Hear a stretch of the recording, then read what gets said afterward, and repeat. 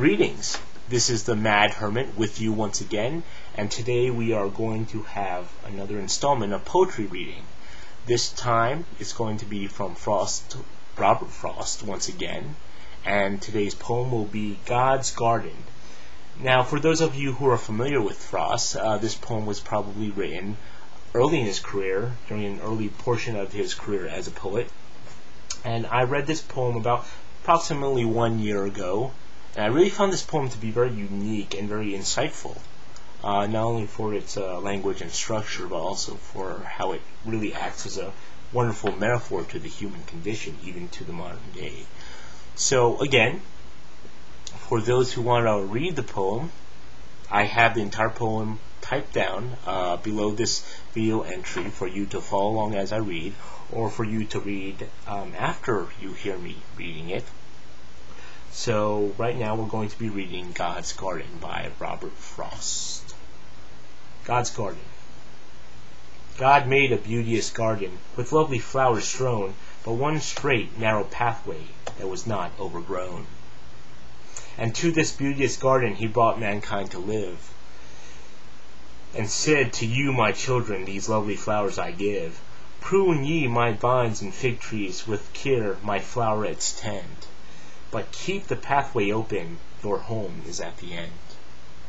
Then came another master who did not love mankind, and planted on the pathway gold flowers for them to find. And mankind saw the bright flowers that, glittering in the sun, quite hid the thorns of avarice that poison blood and bone. And far off many wandered, and when life's night came on, they still were seeking gold flowers, lost, helpless, and alone. Oh, cease to heed the glamour that blinds your foolish eyes. Look upward to the glitter of stars in God's clear skies. Their ways are pure and harmless and will not lead astray. But aid your erring footsteps to keep the narrow way. And when the sun shines brightly, tend flowers that God has given, and keep the pathway open that leads you on to heaven. Now, this is a very unique poem, at least I found it to be. Obviously, it's not exactly an accurate account or a correct theological doctrinal account of the Christian belief of what happened in the Garden of Eden. I don't think it was meant to be. I don't think Frost wrote it with that intention at all. But the main thing here is that it really brings up a good point about, again, about the human condition.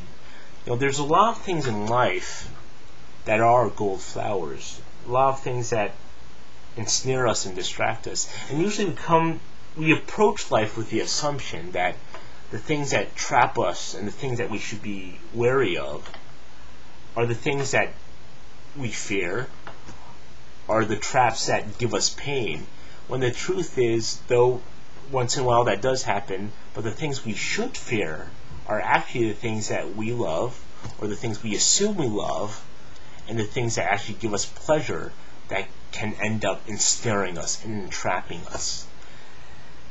Now, the thing is, just like with Adam and Eve, for instance, for them, when they looked at the forbidden fruit, and when they ultimately succumbed to that temptation of tasting that forbidden fruit, at first they saw it as a means of liberation, when in fact it was the thing that caused their fall.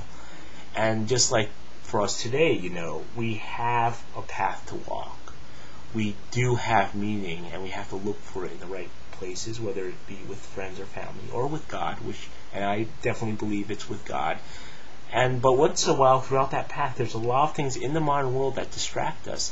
And usually the most dangerous of these distractions are the things that tend to give us pleasure, or the things that we use as a means of escape, whether, you know, during the times when we are weak, when we're in pain, or during times when we think that our meaning lies with those things when they really don't. And the thing is, before we know, we end up falling into them, and it's too late. But anyway, that's enough of my soapbox preaching for today.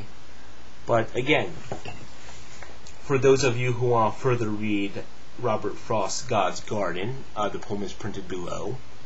For those of you who want to do more research on Frost, I'm pretty sure there's countless sites out there that examines Frost's life.